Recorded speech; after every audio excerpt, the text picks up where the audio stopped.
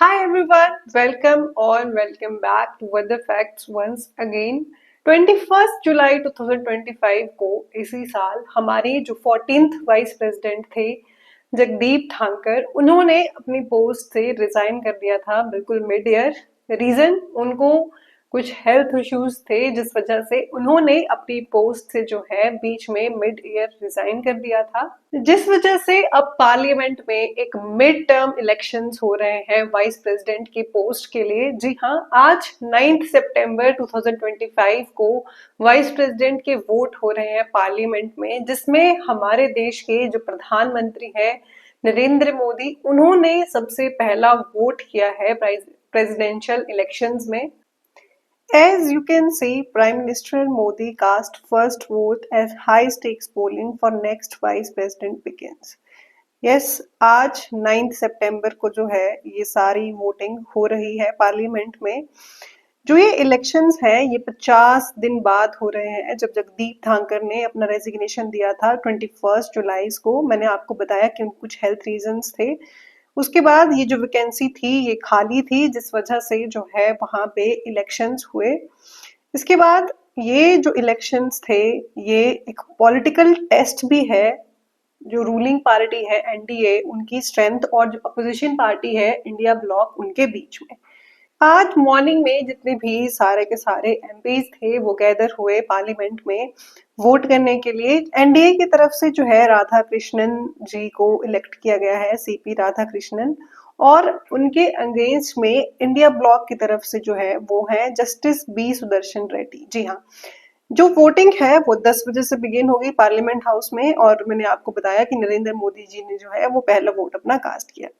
NDA के candidate है CP Radha Krishnan, 68 साल के वो हैं। अभी तक वो 2 टाइम लोकसभा एमपी जो है वो रह चुके हैं। कोयम्बटूर से जो है वो इससे पहले एमपी रह चुके हैं, और अभी प्रेजेंटली जो सीपी राधा कृष्णन है वो गवर्नर है महाराष्ट्र के। यस, ये बिलोंग करते हैं गोंदर कोंगू वेलियार, जो ओबीसी कम्युनिटी से ये सीपी राधाकृष्णन बिलोंग करते हैं। और ये सीपी राधाकृष्णन जो है ये है एनडीए के कैंडिडेट, जो कि लीडिंग पार्टी है।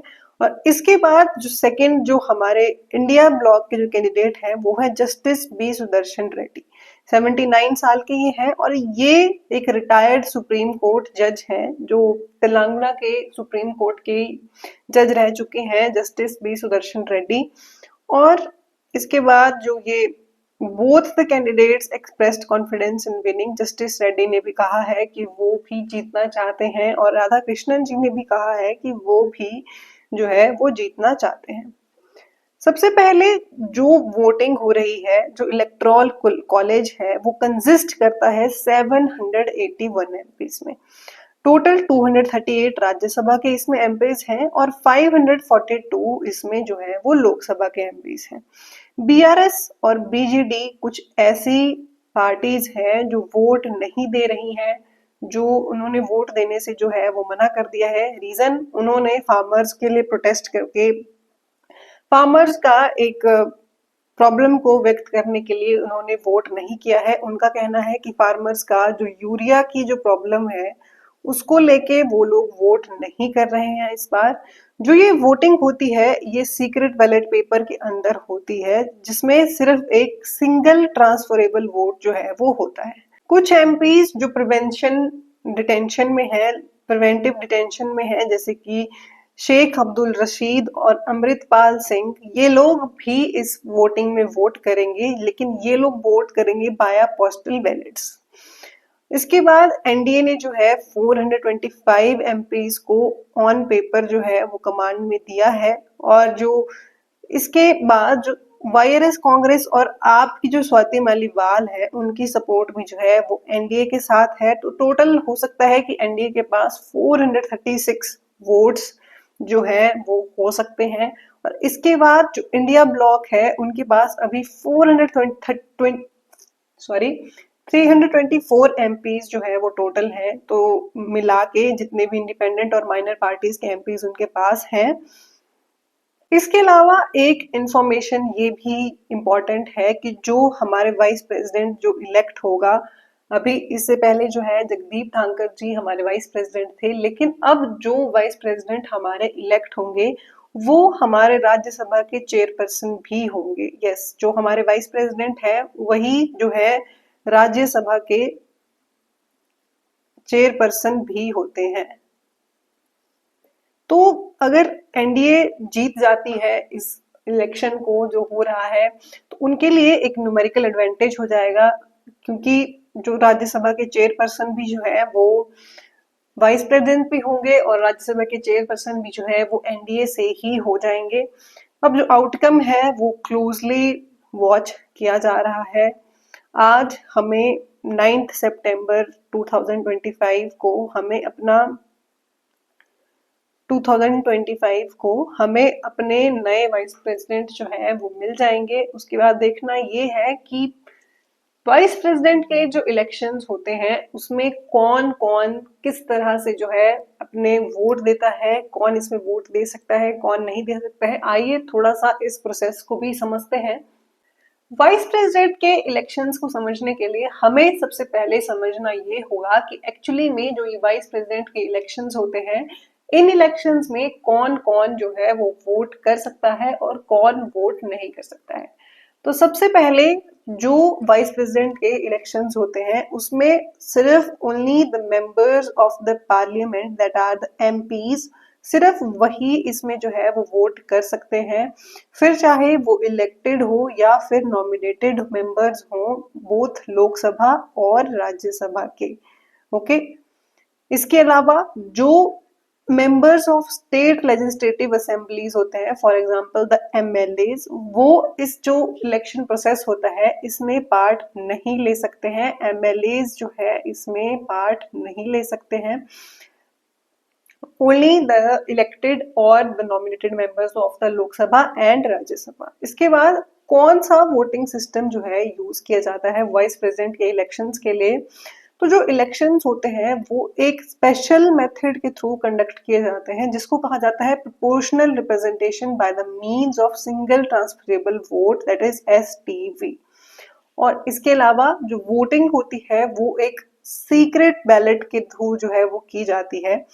जो ये प्रोपोर्शनल रिप्रेजेंटेटिव मींस है, जो एसटीवी एक ट्रांसफरेबल वोट सिस्टम है, इसका क्या मतलब है? इसका मतलब है कि जो वोट्स होते हैं वो एक फेयर रेशो में जो है वो डिस्ट्रीब्यूट हो जाते हैं, सो दैट जो जितने भी कैंडिडेट्स हैं उनको एक फेयर चांस मिल सके कि वो जो है सब तरफ से जिसको भी उनको वोट करना है वो वहां से जो है एक फेयर प्रोपोर्शन ऑफ सपोर्ट जो है वो ले सके। जो एसटीवी है that is single transferable vote, उसका मतलब है कि ईच एमपी, जितने भी जो एमपीज हैं वो सिर्फ एक ही कैंडिडेट के लिए वोट नहीं करेंगे, बल्कि वो लोग अपनी प्रेफरेंस के हिसाब से भी वोट कर सकते हैं। यस, फॉर एग्जांपल अगर किसी एमपी को जो है कैंडिडेट ए को जो है वोट करना है और उन्होंने जो है मान लीजिए उन्होंने किसी 3 कैंडिडेट्स का उन्होंने नाम दिया है, ओके, तो वो सबसे पहले जो है ए वाला जो कैंडिडेट है उसको जो है वो फर्स्ट वोट दे देंगे। उसके बाद अपनी सेकंड प्रेफरेंस जो है वो सेकंड किसी कैंडिडेट को दे सकते हैं और इसके बाद थर्ड प्रेफरेंस जो है वो किसी थर्ड कैंडिडेट को दे सकते हैं और ऐसे ही वो लोग वोट दे सकते हैं। ओके, इसके बाद अगर किसी भी कैंडिडेट को मेजोरिटी नहीं मिलती है फर्स्ट काउंट में, मतलब मान लीजिए किसी भी जो सिलेक्ट नहीं होता है फर्स्ट काउंट में कि कौन जो है मेजोरिटी से इन सारे वोट्स को, सारे वोटिंग प्रोसेस को जीत चुका है, तो उसके बाद जो है जो कैंडिडेट होता है जिसको सबसे कम वोट्स मिले होते हैं उसको जो है एलिमिनेट कर दिया जाता है और उसके वोट्स जो है उससे ऊपर वाला जो भी कैंडिडेट होगा उसको जो है वो ट्रांसफर कर दिए जाते हैं और नेक्स्ट प्रेफरेंस जो भी होगी जो एमपीज की उसको वो वोट दे दिए जाते हैं। ओके, और ऐसे ही ये प्रोसेस चलती रहती है जब तक कि जो है मेजोरिटी चूज ना हो जाए और जो एक सिलेक्शन प्रोसेस है जो वो पूरा ना हो जाए, तब तक ये प्रोसेस ऐसे ही चलती रहती है। इसके बाद थर्ड क्वेश्चन है how the majority is calculated. जो विनिंग कैंडिडेट होता है उसको एक कोटा सिक्योर करना जरूरी होता है, which is the simply more than the half of the total valid votes votes polled. For example मान लीजिए, जैसे कि ये है, मान लीजिए 781 एमपीज हैं, इस बार 781 एमपीज हैं जो वोट कर सकते हैं प्रेसिडेंट की पोस्ट के लिए। तो उसमें से 391 वोट्स जो है वो चाहिए ही होंगे किसी एक कैंडिडेट को, अगर वो अपनी मेजोरिटी, अपना जो है वो विनिंग कैंडिडेट अगर वो बनना चाहता है तो उसको 391 वोट्स जो है वो चाहिए ही होंगे। इसके बाद what is a secret ballot. अब ये जो सीक्रेट बैलेट होता है ये एमपीज के पास होता है, वो प्राइवेटली जो है इस बैलेट पेपर पे अपनी वोट दे सकते हैं। उनको कोई भी ऐसा जबरदस्ती नहीं होता है कि वो शो करें, डिस्क्लोज करें अपनी चॉइस किसी को भी। ये सिर्फ इसीलिए होता है कि जो इलेक्शंस हैं उनको फ्री और फेयर बनाया जा सके, जिसके लिए ये सीक्रेट बैलेट पेपर वाला जो है वो यूज किया जाता है। इसके बाद the next question is what if there is a dispute. मान लीजिए इलेक्शंस में इलेक्शंस हो रहे हैं प्रेसिडेंट की, वाइस प्रेसिडेंट की, आज 9 सितंबर को। मान लीजिए वहां पे वोटिंग करते हुए कोई डिस्प्यूट हो जाता है, तो उसके लिए क्या वहां पे जो है वो प्रोटेक्शंस रखी जाती हैं।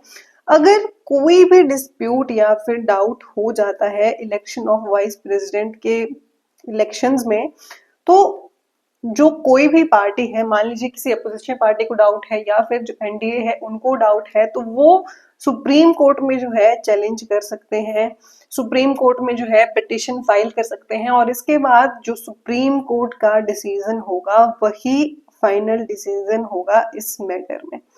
तो ये था पूरा का पूरा how the president of India is elected, पूरा प्रोसेस मैंने सिंपली आपको समझा दिया है। तो इस तरह से होती है वाइस प्रेसिडेंट की वोटिंग। जगदीप धनखड़ जी के बाद आज अब नए वाइस प्रेसिडेंट इंडिया को मिल जाएंगे। अब देखना ये है कि मेजोरिटी जो है इंडिया ब्लॉक के पास जाती है या फिर एनडीए के पास जाती है।